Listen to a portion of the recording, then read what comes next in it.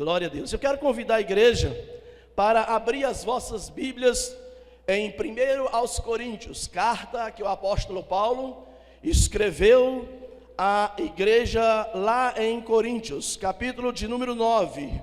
Hoje pela manhã eu li o versículo 22 até o 27, mas eu quero agora ministrar no capítulo 9, do versículo 24 ao 27. Pela manhã meu filho esteve ministrando a palavra de Deus, nós fizemos a abertura e agora temos aqui a oportunidade de estar esmiuçando esta palavra que Deus tem colocado no meu coração, amém? 1 aos Coríntios, o irmão Júnior acho que está aqui, já vai colocar aqui no Data Show também. 1 aos Coríntios capítulo 9, versículo 24 até o 27, diz assim: não sabeis vós que os que correm no estádio, todos na verdade correm, mas um só leva o prêmio? Correi de tal maneira que o alcanceis. E todo aquele que luta em tudo se abstém. Eles o fazem para alcançar uma coroa corruptível, nós porém uma incorruptível. Pois eu assim corro, não como a coisa incerta, assim combato, não como combatendo ao ar. Antes subjugo meu corpo e reduzo a servidão, para que pregando aos outros eu mesmo não venha de alguma maneira ficar reprovado. Amém, igreja? Pode tomar assento os que puderem, os que não puderem fiquem de pé comigo. Amados, mediante essa palavra de Deus, à luz da Bíblia, eu quero compartilhar com vocês a última parte do versículo 4 como tema. Do versículo 24, a última parte do versículo, que diz assim: correi de tal maneira que o alcanceis. Amém? Guarde esta verdade em seu coração. Correi de tal maneira que o alcanceis. Quando nós olhamos para dentro da palavra de Deus, vemos que os atletas não cristãos, todos eles, nos estádios, nas arenas, em geral, esses atletas, eles correm, eles disputam, mas na verdade, um só leva o prêmio. Só um é premiado, e ninguém nem lembra do segundo, né? Um só é premiado, recebe esse prêmio de vencedor, só aqueles que alcançam o primeiro lugar. No reino de Deus, queridos, todos os que correm diligentemente, atentamente, eles são vencedores, amém? No reino de Deus, todos vencem, todos são premiados, todos recebem um prêmio, uma coroa.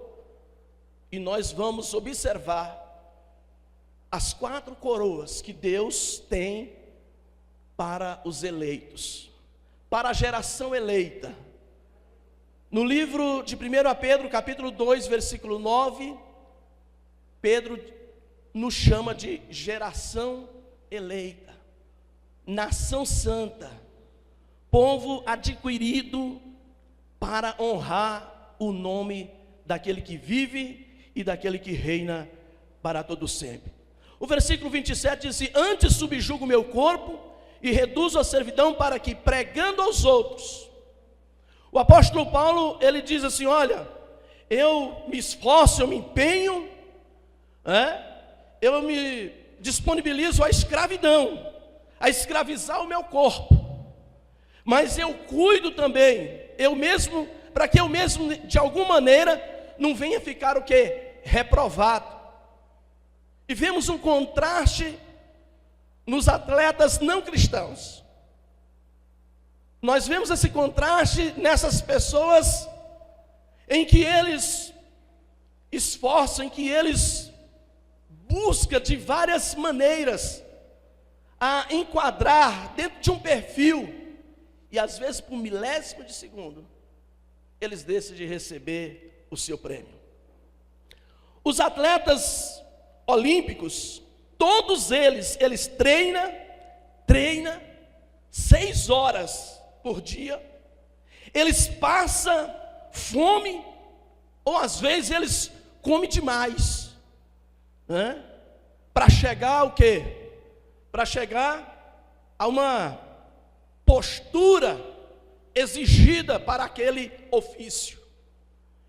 Às vezes eles comem bastante, e no final, por frações, como eu disse, de segundos, eles perdem e são esquecidos.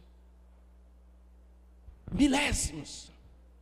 Às vezes eles vacilaram e perde depois de tantos esforços.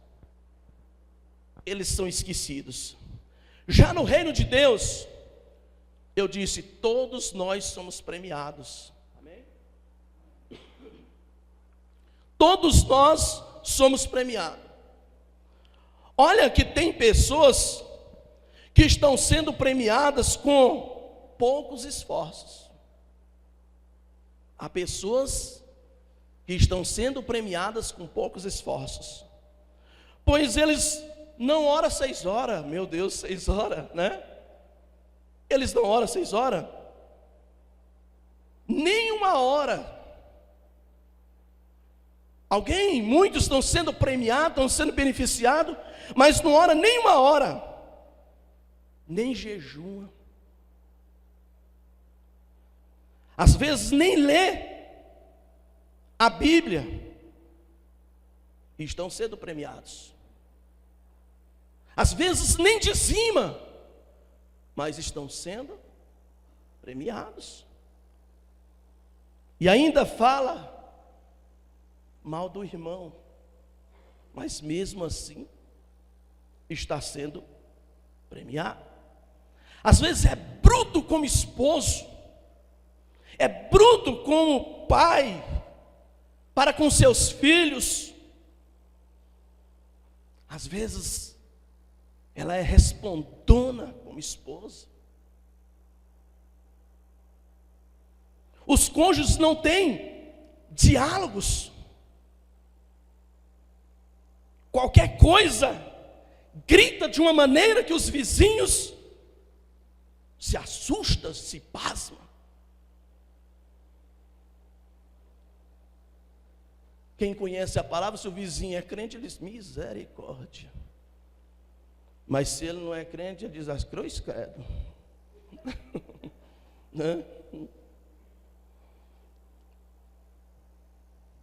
E Deus, mesmo assim, tem te abençoado. Amém, igreja? Deus mesmo assim tem nos abençoado. Imagine se você mudar só um pouquinho. Eu tenho por certo que tudo aquilo que você tem almejado, e até nesse exato momento você não tem alcançado, as coisas vão mudar de figura. As coisas vão mudar para melhor. Experimente então e faça o quê? Faça um teste.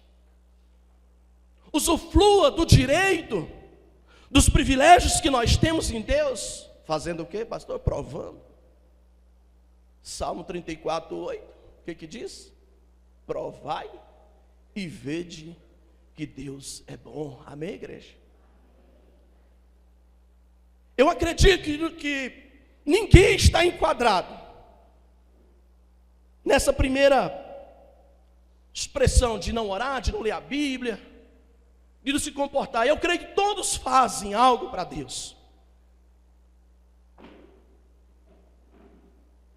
Eu tenho por certo disso. Mas se você fizer um pouquinho mais, você pode ter certeza que as coisas vão melhorar mais. Porque Deus, Ele é bom. Deus, Ele governa. Amém? Deus, ele governa sobre tudo e sobre todos. No Salmo 47, no verso de número 8, diz assim: Deus reina sobre as nações, Deus se assenta sobre o trono da sua santidade. Deus reina sobre as nações, Deus se assenta sobre o trono da sua santidade. Ainda no Salmo 103, verso 19, diz assim: o Senhor tem estabelecido o seu trono nos céus, e o seu reino domina sobre tudo. Deus tem estabelecido o seu trono nos céus, e o reino dele domina sobre tudo. Queridos, Deus é justo. Deus é justo. Por ser justo aqueles que trabalham mais. Quando nós olhamos para a palavra de Deus, por ser justo, por ele ser justo, aqueles que trabalham mais, aqueles que são proativos na obra do Senhor, terão melhor recompensa. Amém? Eu quero que você guarde a palavra: correi de tal maneira. Há uma definição como nós devemos correr, nós vamos chegar lá. Então, aqueles que são proativos na obra de Deus, eles terão melhor recompensa. Pois ainda em 1 Coríntios, ou melhor, 2 Coríntios, capítulo de número 9, o versículo de número 6, diz assim: digo isto, que os que semeiam pouco, pouco também ceifará, e os que semeiam em abundância ceifará. Os que semeiam pouco, pouco ele ceifará. Os proativos que semeiam são aqueles que não esperam mandar fazer. Algo que tem que ser feito. Sabe? É como aquelas pessoas que ficam sempre atento a alguma coisa. Eles até na hora de falar com o pastor, eles sabem. Ele sabe se ele pode ou não. Se ele vai estar quebrando um princípio ou não. Ele está sempre atento. Ele está sempre preocupado em fazer alguma coisa para Deus. Esses são os proativos. Esses vão ser o que? Premiados em forma de coroas espirituais, conforme nós lemos ainda em 1 Coríntios, no capítulo 9, no versículo 25: e todo aquele que luta, em tudo se abstém. Em algumas traduções está assim: se domina. Eles o fazem para alcançar uma coroa corruptível, porém nós, a primeira coroa da incorruptibilidade. Nós almejamos uma coroa da incorruptibilidade, uma coroa incorrupta. Eles o fazem para alcançar esta coroa corruptível. A segunda coroa é a coroa da justiça. 2 Timóteo, capítulo 4, versículo de número 8, diz assim, desde agora, a coroa da justiça me está guardada, a qual o Senhor justo juiz me dará naquele dia, não somente a mim, mas também a todos os que amarem a sua vinda. Segunda coroa, a coroa da justiça. Segundo prêmio. Talvez na tua Bíblia vai estar galardão. Coroa da justiça. Interessante, quando nós olhamos para esse texto, do versículo 6 a seguir, nós vemos Paulo o quê? Prevendo a sua morte. E ele diz assim lá no versículo 7: combati o bom combate, acabei a carreira e guardei a fé. Eu subjugo meu corpo, eu luto, eu esforço, eu me empenho, eu oro, eu jejum, eu leio a palavra de Deus. Eu guardo a fé, eu guardei a fé. Mesmo diante da morte, mesmo diante de ser decapitado, Paulo ele guardou a palavra. Terceira coroa, a coroa da glória. Olha os prêmios aí, amados. Primeiro a Pedro, capítulo 5, versículo de número 4. Semelhantemente, e quando aparecer o sumo pastor, alcançareis a incorruptível coroa da glória. Queridos, quando nós olhamos para a nossa mão, nós podemos entender a respeito dos 5 ministérios que o Senhor tem outorgado: apóstolo, profeta, evangelista, pastor e mestre. E algumas pessoas que às vezes não gostam de militar, não gostam de ler, não gostam de buscar a palavra, não gostam de vigília, às vezes essas pessoas que não estão lendo são confrontadas por aí.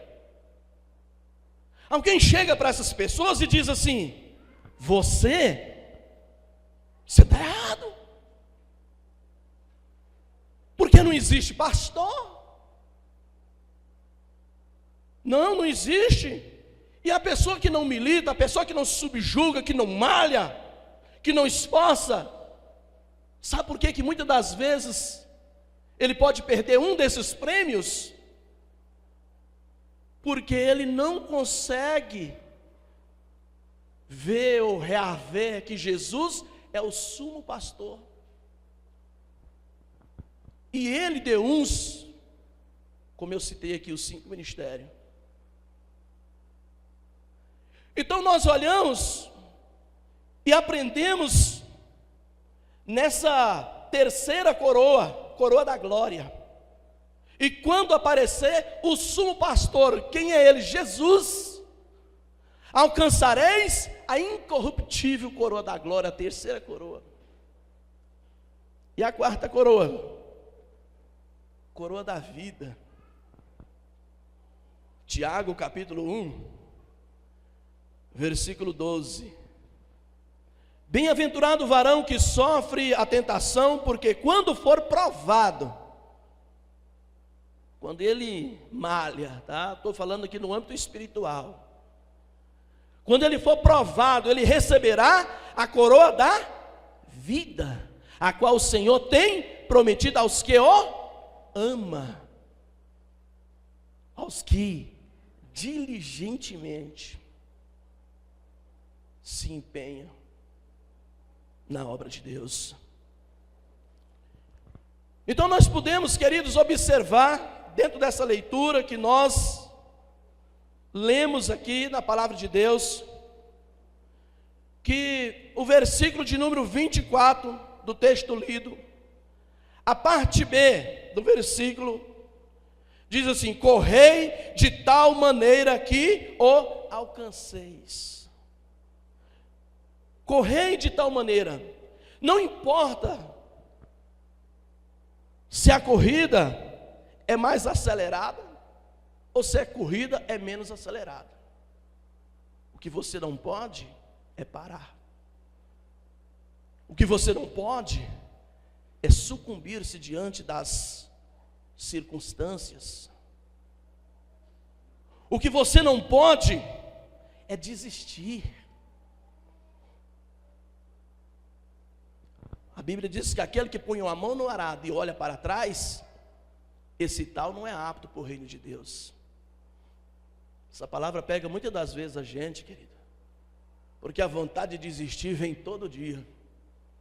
É só as lutas intensificar para a gente ficar um pouco mais forte espiritualmente, malhar um pouco mais com a Bíblia na mão, malhar um pouco mais de joelhos, né? Entender, como ontem ministramos lá no bairro da Ponte, no verso 1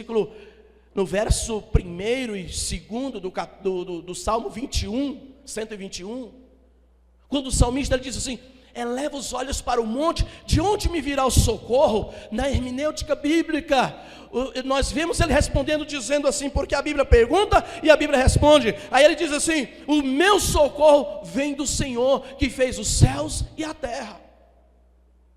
E lá nós temos uma descrição do nosso Deus que não dorme, que não toscaneja, do Deus que está atento a você, a mim, a todos nós, aqueles que buscam ao Senhor, aqueles que se disponibilizam para adorar a Deus.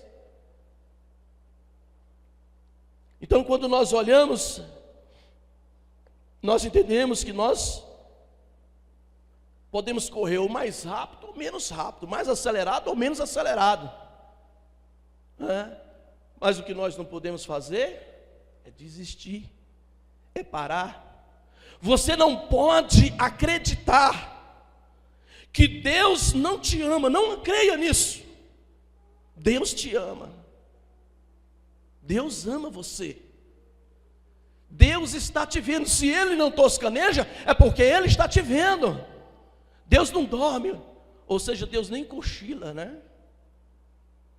Ele está o tempo todo olhando para você, olhando para mim, olhando para você. Então você não pode acreditar nisso, que Deus não te ama, ou que Ele não pode perdoar os seus erros ou pecados. Não acredita nisso. Esse sussurro, esses pensamentos não vêm de Deus. Agora, e não pense também que porque Deus é misericordioso, não pense que Ele também não é justiça, porque Ele é justiça. E muitas pessoas ficam às vezes protelando para fazer um conserto, para se humilhar, para se render na presença do Deus Todo-Poderoso. Porque essa pessoa fica pensando muitas das vezes: Deus é misericordioso, eu sei que eu estou errado, ó Deus. Ah, mas eu sei. Mas eu vou melhorar. Tem um passarinho, quando eu morava no sítio, que fica assim: amanhã eu vou, né? Amanhã eu vou. Acho que é curiango, se salvo engano. Fica assim: amanhã eu me conserto, né? Amanhã eu vou. Alguém já viu esse passarinho? Alguém conhece? Né? Amanhã eu me conserto. Amanhã eu procuro o pastor. Deus, infinita misericórdia. Meu Deus. Eu sei que a gente às vezes sorri, mas quando eu estava aqui olhando a Bíblia lá em casa, hoje eu passei quase o dia inteiro, estava dentro do meu quarto, pela manhã estivemos aqui, nesses dias em propósito com Deus, como que Deus tem me levado, amados, a visualizar determinados quadros espirituais. Quando eu estava aqui conversando com o irmão Antônio, eu estava me segurando duro para não chorar, falando da obra de Deus. E eu fico assim, lembrando do pastor João, que às vezes diz assim: pastor Sinésio, se nós fosse 10, né? Se a gente fosse 10, né? Era tão bom. Mas Deus não quer isso, não. Deus está contando com você, querido. Deus é capaz de perdoar todos os nossos pecados. Deus é capaz de perdoar os nossos erros.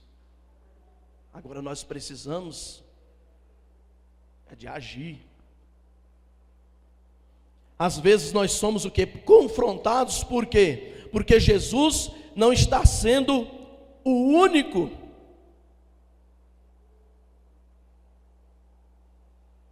na nossa vida. Conforme o apóstolo Paulo, no capítulo 4 de 1 aos Coríntios, Jesus Cristo é o único assunto do ministério de Paulo. Lá no capítulo 4 de 2 aos Coríntios, Jesus Cristo é o único assunto. E às vezes a gente é confrontado por isso, porque Jesus não está sendo o único na nossa vida.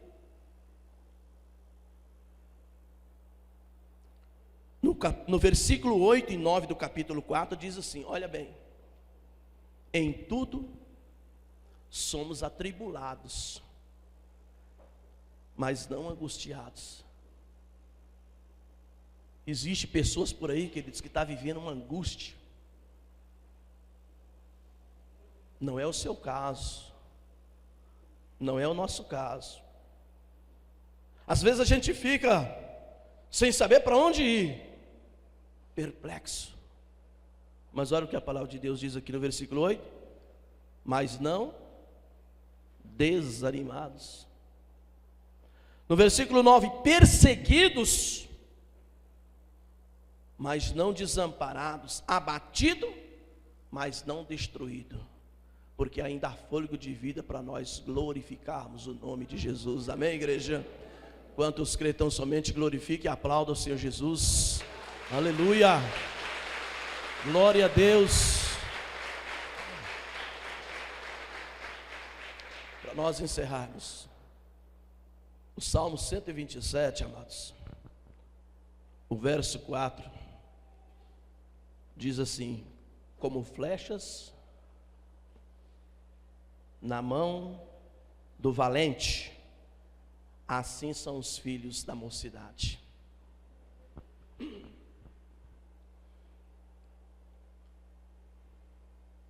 A flecha, ela atinge um alvo longe. O valente, o atirador, ele lança a flecha longe. Deixa Deus te lançar. Deixa Deus lançar você. Deus, ele tem o alvo certo. Deus, ele fará você alcançar tudo que você almeja. Amém? Deus, ele fará. Números 23, 19, né? Deus não é homem para que minta, nem filho do homem para que se arrependa. Quem fala é Deus. Quem tem falado é Deus. Quem te chamou foi Deus. Quem comprou você por um alto preço lá na cruz do Calvário foi Deus. Foi o Senhor que te comprou, foi o Senhor que nos comprou. Foi Ele que deu o seu único filho, seu filho unigênito. Unigênito, não é primogênito, unigênito, filho de Deus, para morrer lá na cruz do Calvário. Se fosse o primogênito, sobrava mais algum, né? Talvez não. Era o único do Senhor, o único filho para morrer por nós, para derramar ali a vida. Então, como Deus fará você alcançar tudo que você almeja, não desista. Correi de tal maneira que alcancei isso. Só não pare. Corra para os braços de Jesus. Amém? Essa é a palavra. Esse é o conselho da palavra de Deus, que Deus colocou no meu coração, para compartilhar com você nesta oportunidade. Correi de tal maneira. Faça você uma análise, faça você uma retrospectiva. Como que você está correndo? Como que está a sua vida? Como que está a tua intimidade com Deus? Você também pode ser, você é o cano que pode levar água, bênção para muitas vidas. Você é esse cano, você é. Eu sempre digo que a caixa está cheia. Eu tenho falado isso aqui. Se a caixa mesmo estando cheia de água lá na nossa casa, se tiver uma sujeira lá no cano, uma bucha, a água não vai chegar até as torneiras. Deus é uma fonte inesgotável de bênçãos, amados. Tem muitas bênçãos para você compartilhar com muitas outras vidas. Mas para isso você não pode parar. Para isso você não pode ficar na mesmice. Para isso você não pode aceitar que Deus não perdoa os seus erros. Para isso devemos continuar olhando para o alvo que é Jesus. Amém, igreja? Devemos continuar olhando para o alvo que é Cristo. Por isso que Paulo escreveu aos Filipenses, no capítulo 3, versículo 14, dizendo assim: prossiga para o alvo é Jesus. Amém?